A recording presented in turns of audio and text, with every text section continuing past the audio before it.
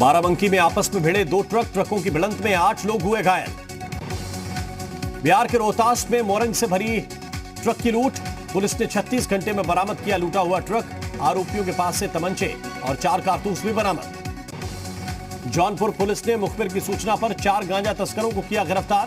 तस्करों के पास से 100 किलो गांजा और 1 कट्टा बरामद। अमेठी में दर्दनाक हादसा, ट्रेन की चपेट में आने से पिता और 4 साल के मासूम की मौत। फिरोजाबाद में पुलिस ने कोर्ट के आदेश के बाद नष्ट की 10 साल से जब्त शराब, 25 से 30 लाख रुपए थी शराब की कीमत। झांसी में पत्नी से झगड़े के बाद पति ने लगाई कमरे में आग में झुलसे व्यक्ति की मौत। उन्नाव में करंट की चपेट में आया निजी अस्पताल में काम कर रहा मजदूर, इलाज के दौरान मजदूर की मौत, परिजनों ने लगाया इलाज में लापरवाही का आरोप। फिरोजाबाद में अवैध असलहा बनाने वाली फैक्ट्री का भांडाफोड़, पुलिस ने 3 लोगों को किया गिरफ्तार। गोंडा पुलिस ने किया बुजुर्ग की हत्या का खुलासा, 4 लोगों को किया गिरफ्तार। 40,000 के लिए की गई थी बुजुर्ग की हत्या। चित्रकूट में पीडब्ल्यूडी के एक लिपिक के सेवा निवृत्ति के बाद भी कुर्सी पर बने रहने का मामला आया सामने। कॉन्फ्रेंस कक्ष में गोपनीय दस्तावेजों को तैयार करते नजर आ रहे हैं। मथुरा में कोरोना की गलत सैंपलिंग की शिकायत करना संविदा कर्मी को पड़ा महंगा, स्वास्थ्य विभाग ने खत्म की संविदा। लखनऊ में मुख्तार अंसारी के गुर्गों के ठिकानों पर ताबड़तोड़ छापेमारी, हिस्ट्री शीटर बाबू सिंह और शहजाद हिरासत में, एक गुर्गे के घर से मिले डिसेबल्ड वायरल सेट। प्रयागराज में गैंगस्टर अतीक अहमद का एक और अवैध निर्माण ध्वस्त, चकिया में बने पैतृक मकान पर चला सरकारी बुलडोजर। मुजफ्फरनगर में भारतीय किसान यूनियन तोमर का किसानों की समस्याओं को लेकर धरना, गन्ना भुगतान की मांग को लेकर किया प्रदर्शन। सहारनपुर में संघर्ष समिति गन्ना कर्मचारी यूनियन ने कर्मचारियों के साथ शोषण का आरोप लगाते हुए सहकारी गन्ना विकास समिति कार्यालय पर प्रदर्शन किया। बहराइच जिले में कोरोना के साथ साथ डेंगू ने दी दस्तक, अब तक डेंगू के 3 मरीजों की हुई पुष्टि।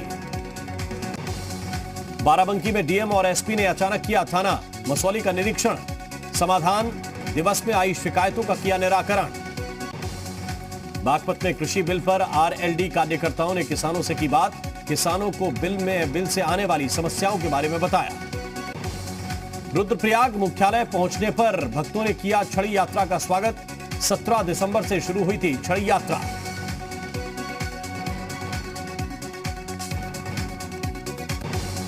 जौनपुर का आज योगी के मंत्रियों ने किया औचक निरीक्षण, विकास कार्यों की कर रहे थे समीक्षा। महोबा में किसानों के खेतों को लेबलिंग करने आई मशीनें खा रही हैं धूल, 2009 में खरीदी गई थी मशीनें। हल्द्वानी में किसान बिल के विरोध में यूथ कांग्रेस ने केंद्र सरकार का फूंका पुतला। हापुड़ में शहर से बाहर स्थापित की जाएंगी दूध डेयरियां, नगर पालिका ने शुरू की कवायद। फतेहपुर में किया गया ई पाठशाला का आयोजन, एबीएसए की अध्यक्षता में हुई ई पाठशाला। संभल में चेक चोरी कर पेट्रोल पंप मालिक के खाते से निकाले गए 5 लाख रुपए, पंप संचालक ने लगाया बैंक कर्मियों पर जालसाजी का आरोप। ललितपुर में किसानों का बांध के भराव में आने वाली जमीनों के मुआवजे को लेकर जिला मुख्यालय में प्रदर्शन। सीतापुर में दर्दनाक सड़क हादसा, तेज रफ्तार बोलेरो ने 2 महिलाओं समेत 3 बच्चों को मारी टक्कर, 2 बच्चों की हुई मौत। झांसी पुलिस ने 2 गांजा तस्करों को किया गिरफ्तार, आरोपियों के पास से 13 किलो गांजा बरामद।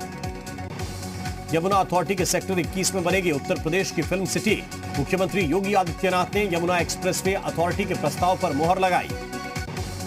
सीएम योगी ने कहा कई ऐतिहासिक इलाकों से जोड़कर बनाया जाएगा फिल्म सिटी, कनेक्टिविटी के मामले में प्रस्तावित फिल्म सिटी काफी अच्छी है, एशिया का सबसे बड़ा एयरपोर्ट जेवर में बनने जा रहा है। सीएम योगी ने कहा रामानंद सागर के रामायण सीरियल ने लोगों पर व्यापक असर डाला, फिल्म सिटी का क्षेत्र भारत की पौराणिक, वैदिक और आध्यात्मिक आत्मा को जोड़ता है, फिल्म सिटी का क्षेत्र मथुरा से सटा हुआ है।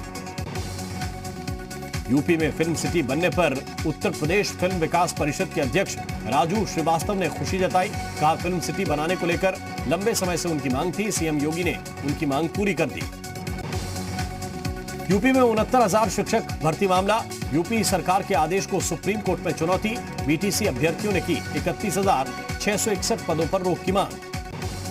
मेरठ के ऋषभ एकेडमी स्कूल के टॉयलेट में सीसीटीवी, महिला टीचर ने पुलिस से की शिकायत, प्रबंधन पर ब्लैकमेल करने का आरोप। कल कोरोना पर पीएम मोदी की अहम बैठक, सबसे ज्यादा प्रभावित 7 राज्यों के मुख्यमंत्रियों से करेंगे बात, बन सकती है आगे की रणनीति। देश में कोरोना संक्रमितों की संख्या पहुंची 55 लाख के पार, 24 घंटे में सामने आए 74,903 नए केस, एक दिन में रिकॉर्ड 1 लाख से ज्यादा मरीज ठीक हुए।